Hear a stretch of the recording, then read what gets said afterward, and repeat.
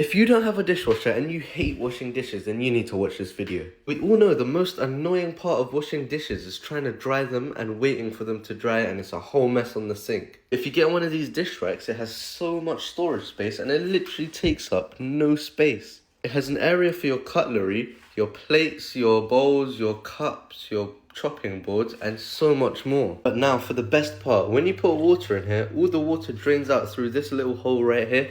It goes straight into the sink, so you don't need to worry about all them dusty little droplets.